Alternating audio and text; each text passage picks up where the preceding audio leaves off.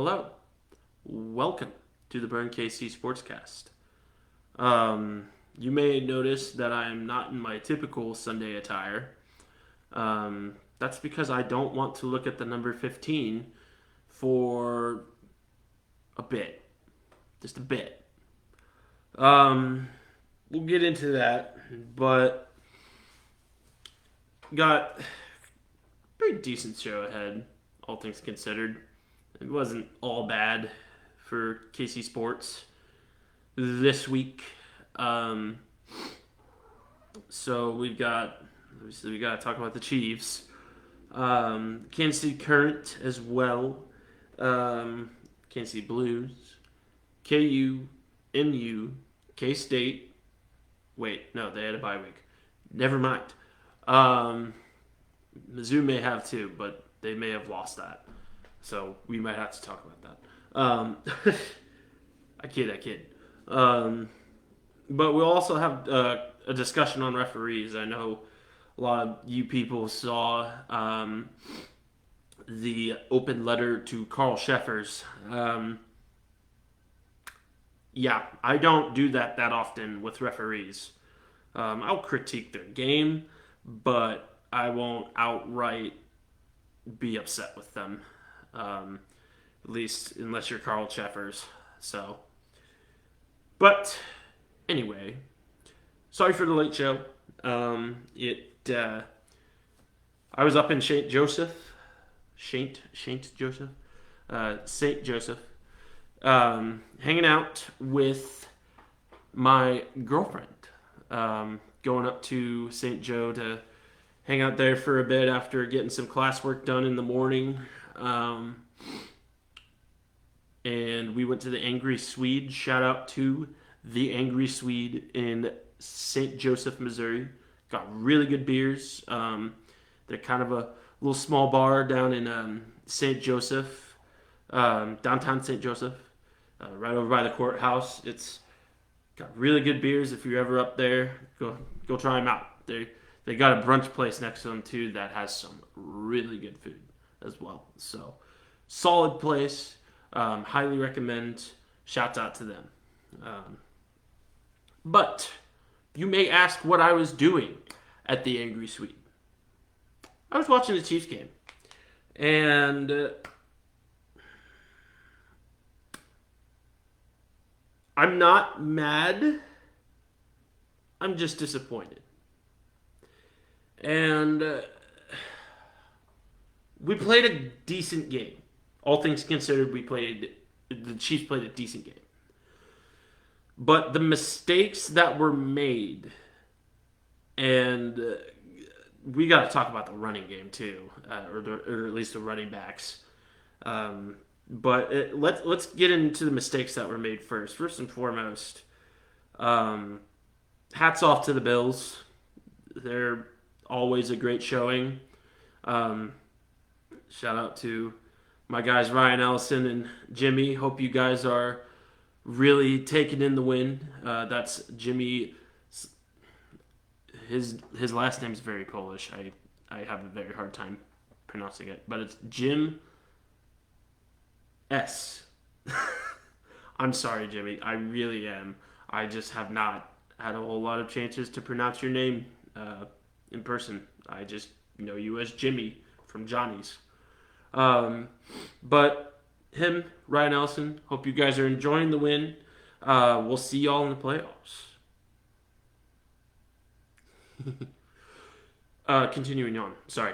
The Chiefs played a decent game today. The defense looked good-ish. Yeah, they gashed the Chiefs on a couple plays, but overall, I didn't really see too much issues. Defensive line played really well. Those linebackers did what they could. We really need Willie Gay back. Darius Harris, he's a great guy and made a fumble recovery even and made some great hits, but he is a liability in coverage. Absolute liability. And Willie Gay is not. So we kind of need him back.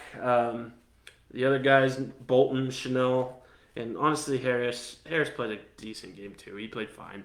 Um, but the secondary, they showed their youth today.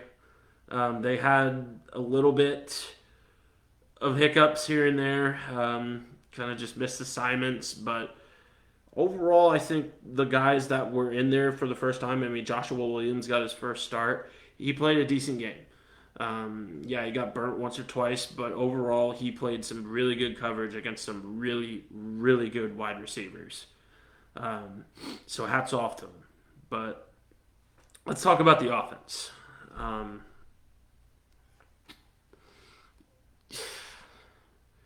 I think we knew going into this season that the Chiefs would have trouble.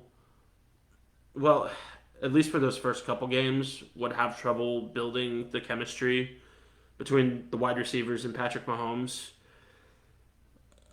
I think we've kind of run out. That's kind of run out now. That excuse has kind of run out, and it needs to change. Not just on the wide receivers side, but on Patrick Mahomes as well.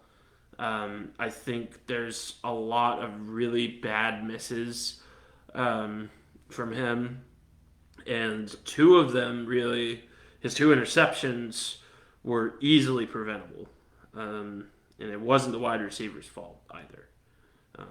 That first one, let's talk about that first one. As much as I hate doing so, but let's talk about that first interception. I don't know if he was just under pressure or if he just trusted MVS too much. But Patrick Mahomes had Sky Moore wide open right in front of MVS.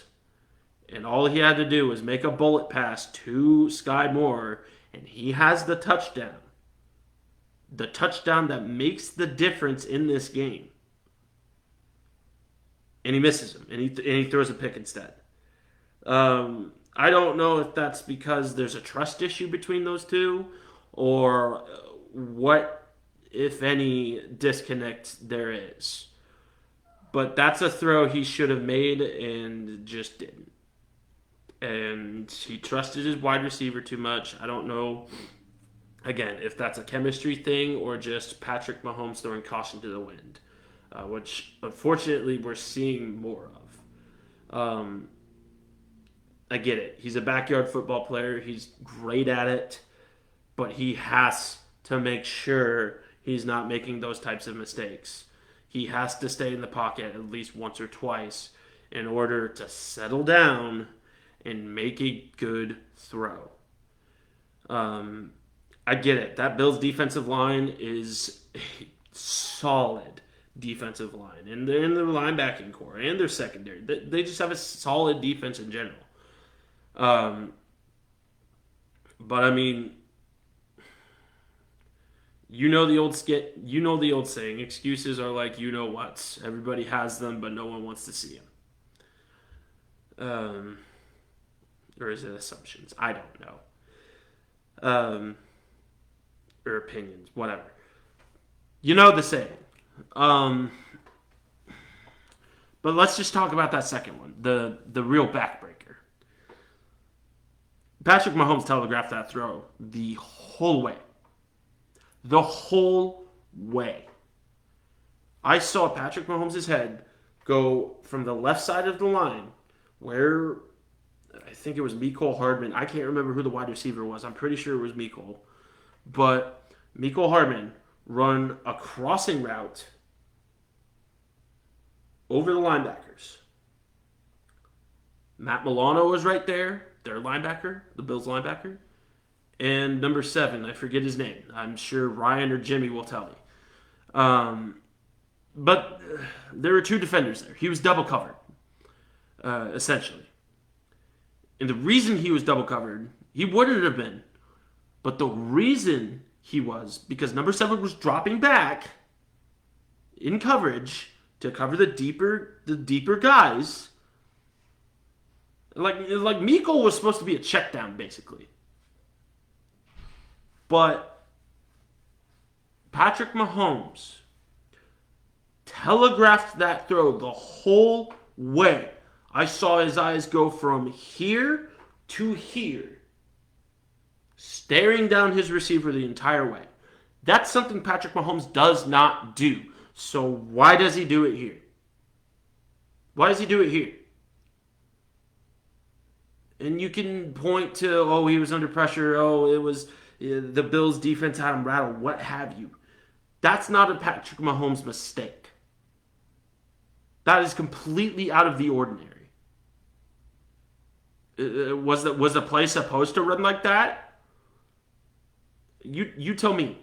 Patrick Mahomes had a bad game today. I mean, two interceptions from him is inexcusable. Especially with the wide receiving core that he has and the amount of weapons that he has. The chemistry's got to get there, and it has to get there now. It's halfway through the season. There's no excuse anymore. And then let's get into the running backs. What are we doing? What are we doing with those running backs? That Jerick McKinnon play on 2nd and 1 or 3rd and 1, I can't remember. It was a crucial down. I know that. That play with Jerick McKinnon where he lost like 5 yards. What was that? How do we have a play packages to where these running backs can do something and do something efficiently? Why do we not trust them? You have Clyde Edwards-Helaire, who's been on a tear this season and has shown why he was worth the first-round draft pick. He's a great running back. I don't want to say great, but good. He's a good running back. He's great. He's a great receiving back, and he can bowl people over.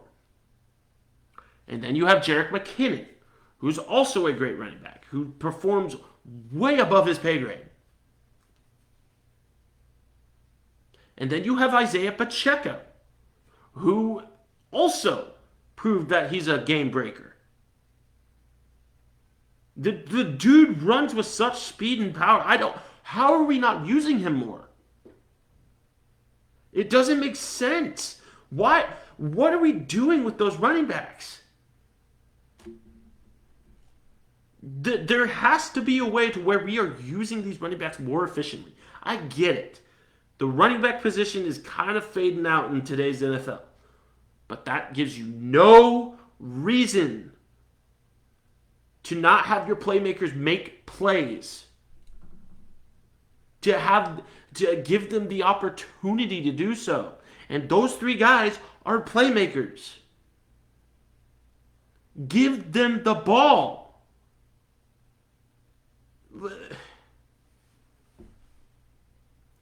I would think Eric Bieniemy, a former running back of all people, would know that. Again, it was a decent game, all things considered. Chiefs-Bills is always a shootout. It always will be. Like the commentators and talking heads have said, it's Brady Manning part 2. And, they're not far off. I mean, again, hats off to the Bills, man. They're a respectable team. I love their fans. Josh Allen seems like an upstanding dude.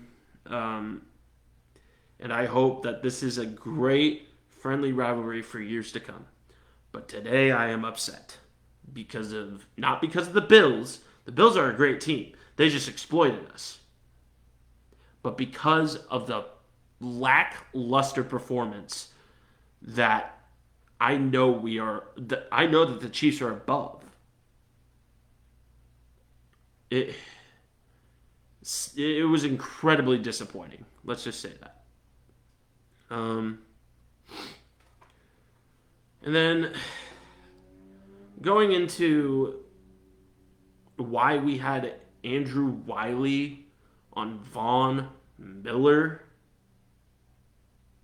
I don't want to do. Because frankly speaking, that should have been Orlando Brown all day. Wherever Orlando Brown lines up, Von Miller lines up. and vice versa. I don't. I. It is beyond me that we did not have our best offensive lineman guarding their best defensive pass rusher. Beyond me. It was just a frustrating game, and I know we'll turn it. The Chiefs will turn it around. It'll be a good game. It'll be a good bye week, that's for sure. To get Andy and company to give Andy time to get these guys to do something about this completely out of sync offense. I mean, truly, yeah, we've made some big plays and averaged 31 points a game and blah, blah, blah, blah, blah. It doesn't matter until you correct these easily correctable errors, both in play calling and in play. So, and then obviously I had talked about the potential of the Chiefs to be sellers in free agency or buyers or what have you. Guys, we don't need Brian Burns. The Chiefs do not need Brian Burns.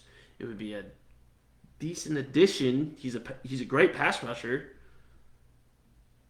But we need a defensive end above everybody else. We need a defensive end. I've seen people talk about how we need Christian McCaffrey. And what? No, because then he'll get misused, as we've seen with our running backs. There has to be another pass rusher in that fold, preferably in the linebackers. I think, well, either we need a coverage linebacker or another pass rusher, because this defense is really good, and once we get Gay and McDuffie back, they'll be even better. But man, it was tough to watch. This again, it's a stellar Bills offense, but it was tough to watch them absolutely gash the Chiefs on certain plays, on crucial plays. But yeah, I'm done talking about the Chiefs right now. Let's talk about some winners, shall we? I mean, no disrespect to the Chiefs. Again, I know they'll be back. I know we'll play a good game against the 49ers. It's Patrick Mahomes coming off a loss.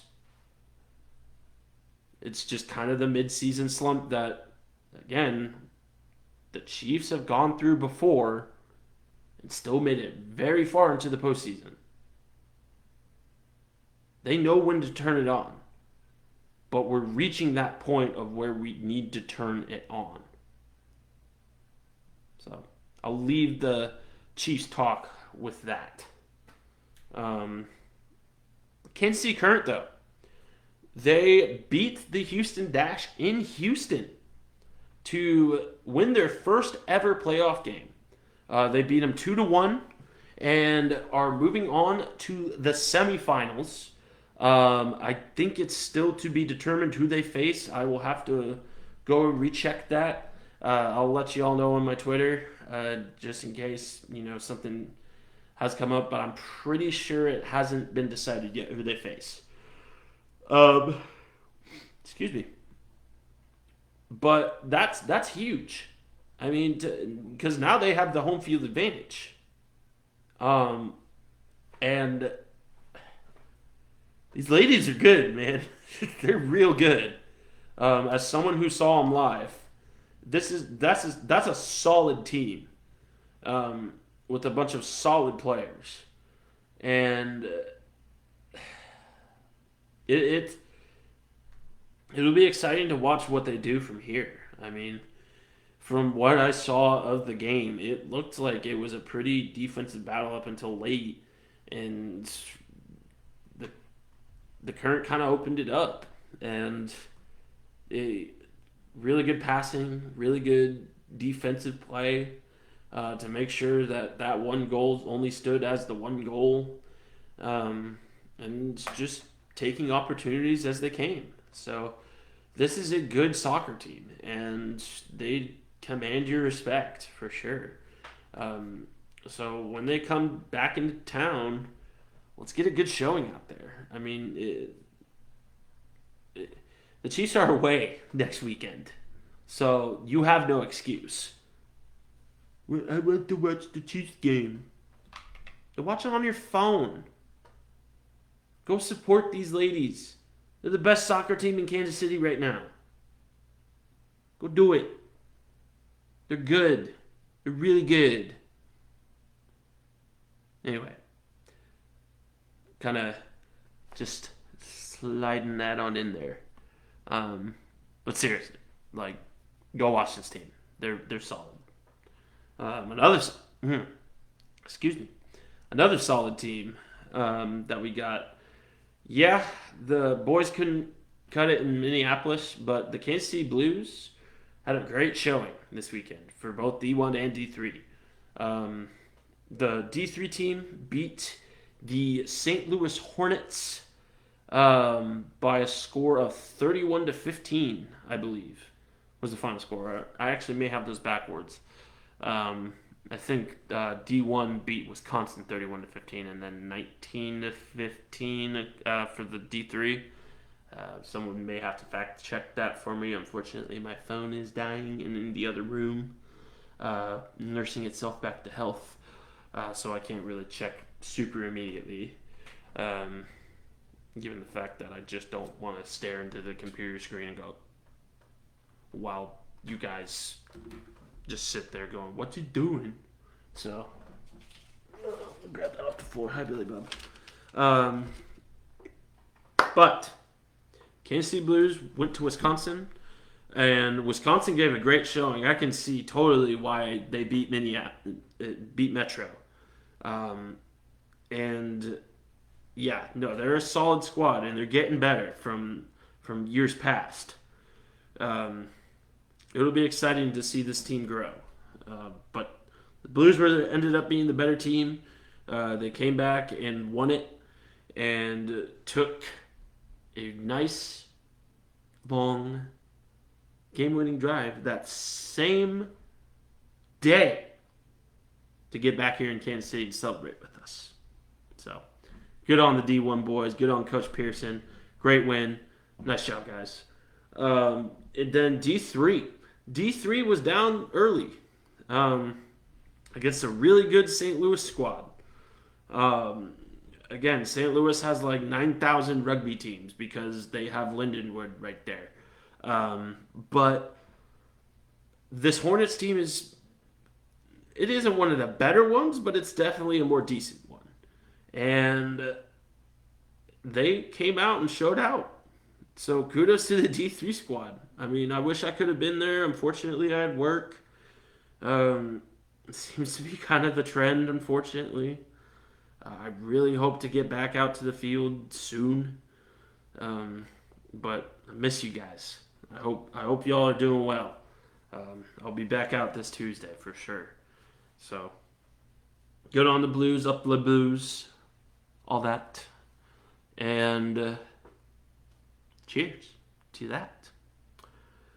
So, let's get into college football. K-State and MU had byes. So can't really talk about them. But KU was in action against a solid Oklahoma team with no longer General Booty, yes, that is his real name, at quarterback, which was not expected. Dylan Gabriel was not supposed to be back until that next week.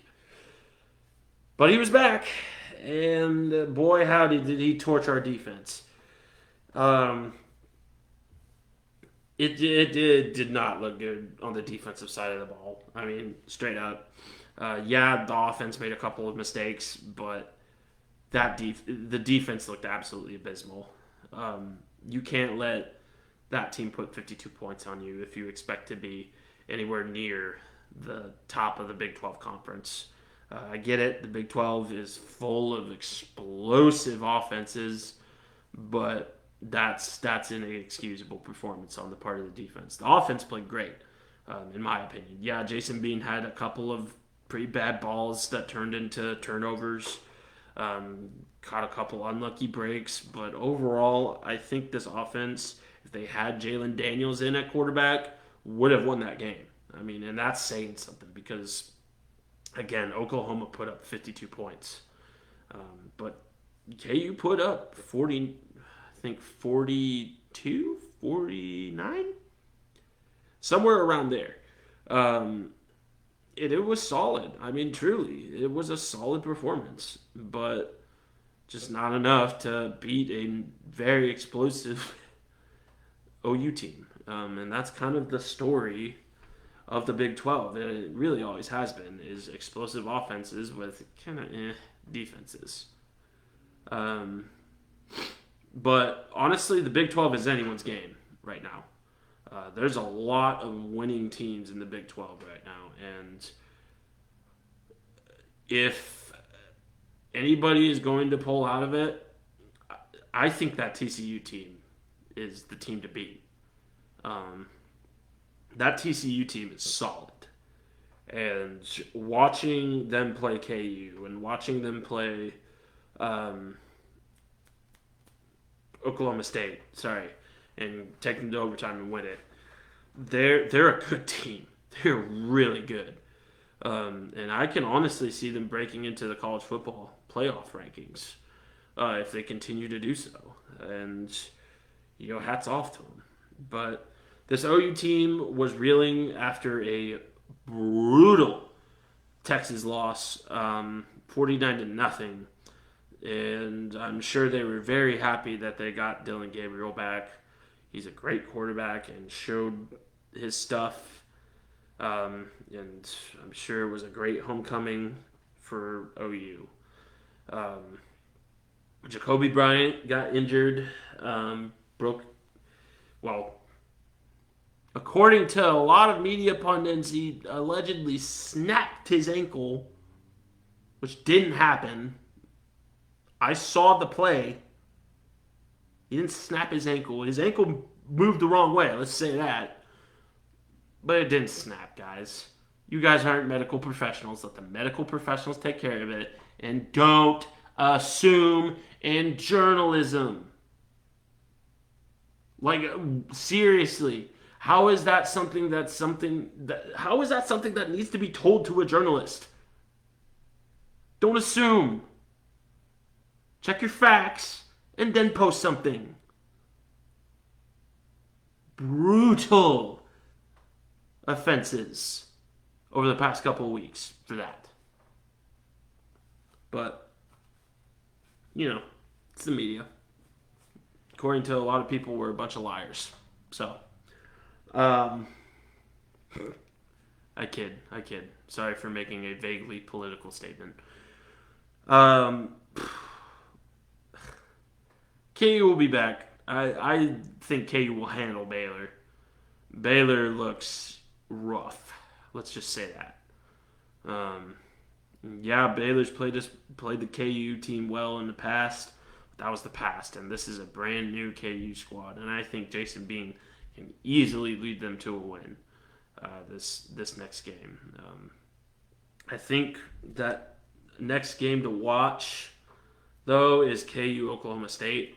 I think that'll be the true litmus test of, okay, are these Jayhawks for real or are they pretenders?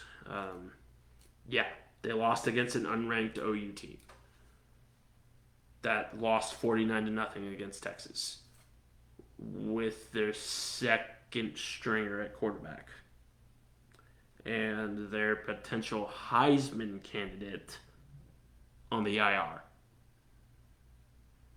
I truly love the people that are saying that KU, they're pretenders. Oh, look, they lost to OU. Oh, they lost to TCU. What more do you want? This team has not been good in 13 years.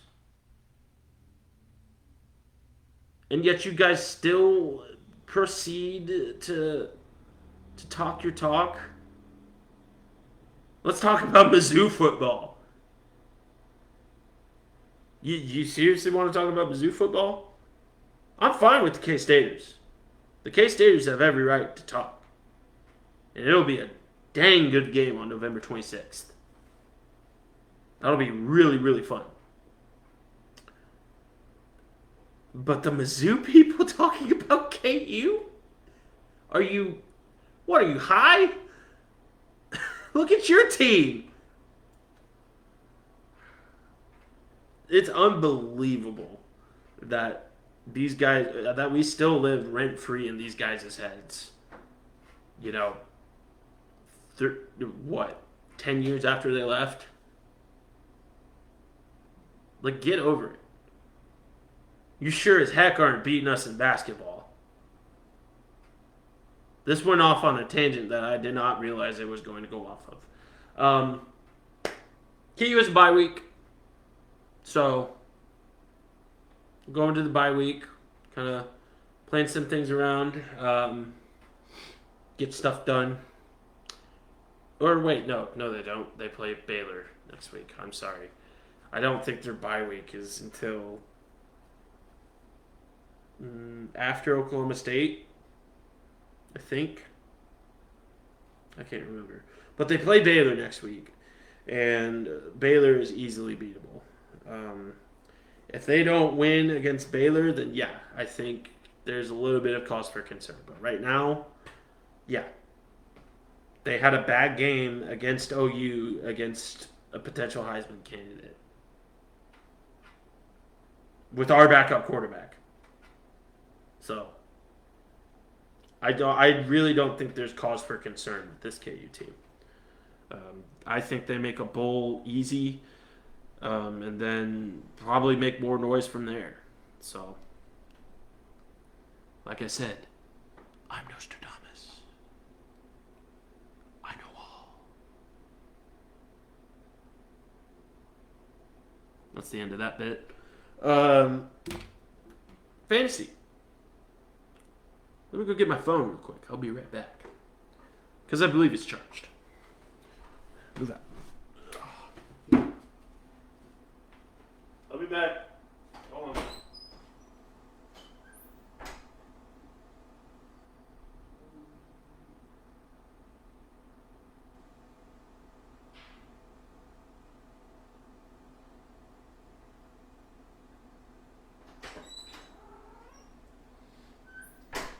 I'm back. Ugh. Hello. Let's check the Burn KC fantasy. I'll text you back here in a second, Mom. And Sarah.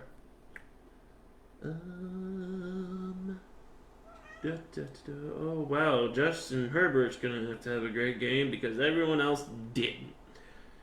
Sorry, that is. Oh gosh. Wow, my fantasy team is doing awful. At least in the Burn KC League, the Blues team, the Blues League, I'm about to go 5-1. So.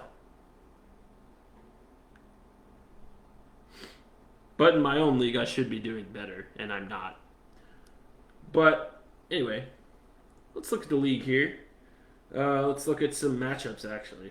So right now, Brandon Alfred's, i.e. the Berlin Twist Takers, are beating me by 40. By 40. Sad days. So unless Justin Herbert and Devontae Smith both ball out, probably going to be another L. I'm on a 4-game losing streak if that happens. Maybe, well, I think it might be 5. Oh, God, fantasy, man. It's great. Everyone should do it. But we have an upset alert. The average Joes are currently losing to Team 5, 126.38 to 114.7. And right now, I think that's a loss. Well, actually, no. Mike Williams is still yet to play for them. And then Dalton Schultz as well for Cowboys. So, not quite, but has the potential to be. And then we've got Kansas City Plowboys beating Team Merrigan 109.84 to 79.24. Mike imposing his will against one of the Merrigan brothers. And then finally, we have the Kansas City Crowhawks beaten. No, oh wow, this is probably the closest game of the bunch. 110.5 to 90.2. Kansas City Steinleys still has Russell Wilson to play. If you're banking on him against the Chargers, good luck, Chuck. But she's also got CeeDee Lamb playing. And then this is still 50-50. My goodness. And the Dallas defense. Oh, wow. No, I think the Steinleys win that game. I'm not sure why it's still 50-50. Like, sorry, Mom, but been a good league so far. Standings-wise, it's still pretty much the same. Average Joes might get their first loss of the season. Kind of depends on how the rest of these games go, which leaves the Sunday night and the Monday night game. Team Merrigan, Tyler Merrigan, might take a loss here against Plowboy, which would move around. Well, shoot. Oh my gosh, the East is just awful. The team that may or may not go 3-3.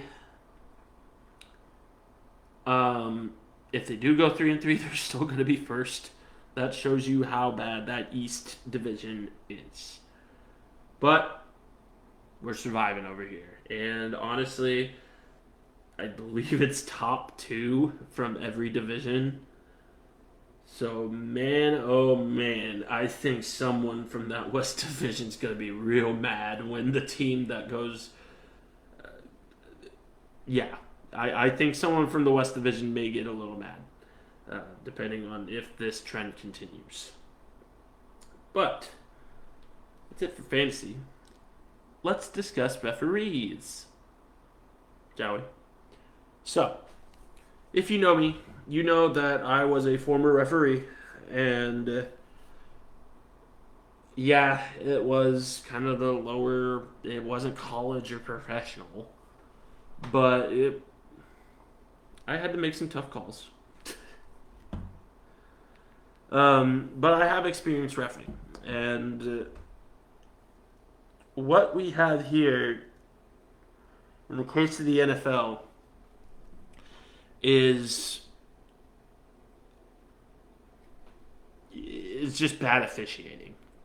I mean, it truly is bad officiating across the board, not just with Carl Sheffers.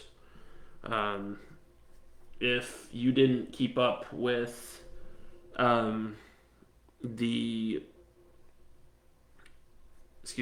if you don't keep up with NFL news too much, every week they send out a video of explanations regarding a few controversial calls and just like what the referees are working on doing better and what have you.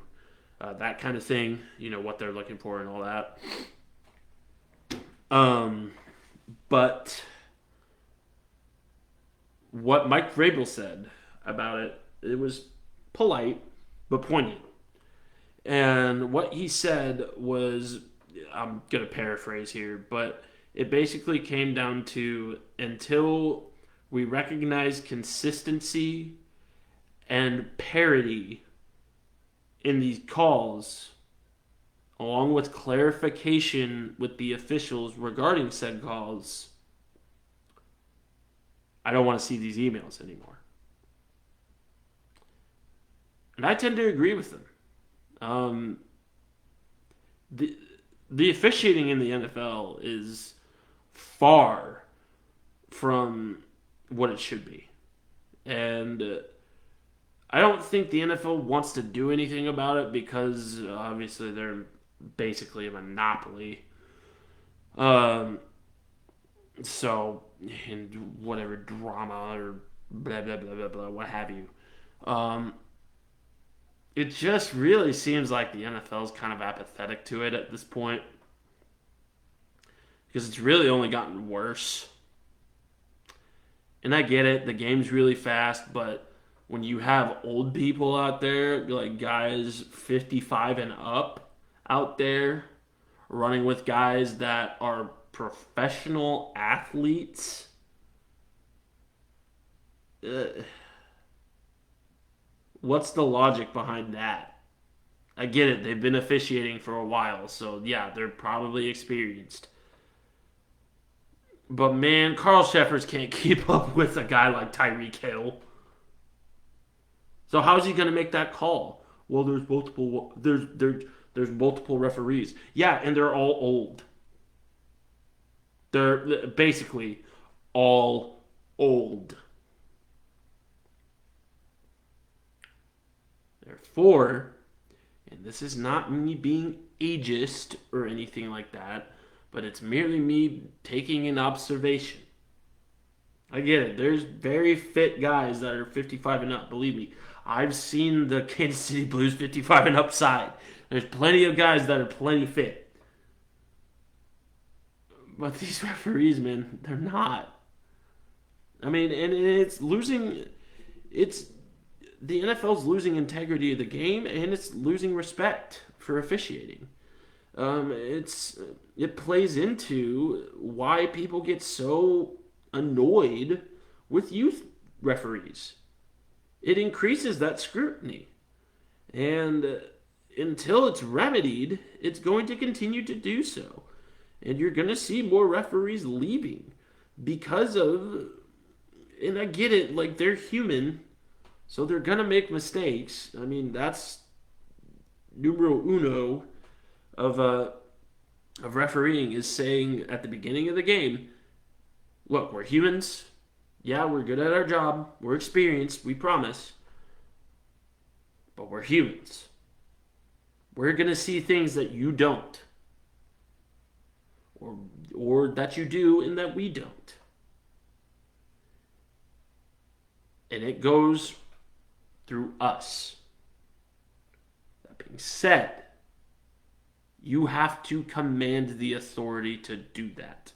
And what I saw at the Chiefs Raiders game was the exact opposite of that. Those referees did not take authority. They didn't call the game right. They didn't set any sort of tone until they got too scared to call anything against the or to call anything against the Chiefs. This is probably the one time you will see me fighting for the Raiders. But I mean, come on, those were mostly makeup calls. So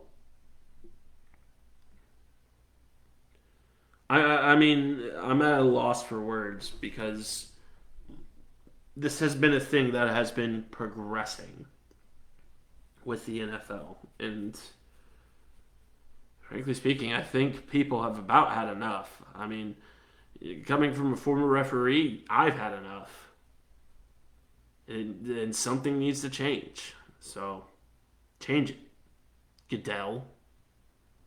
Or at the very least, clarify the rules of the game.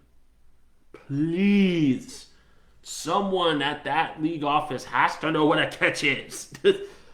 And what PI looks like. And what holding looks like. And just all these things that impact the game.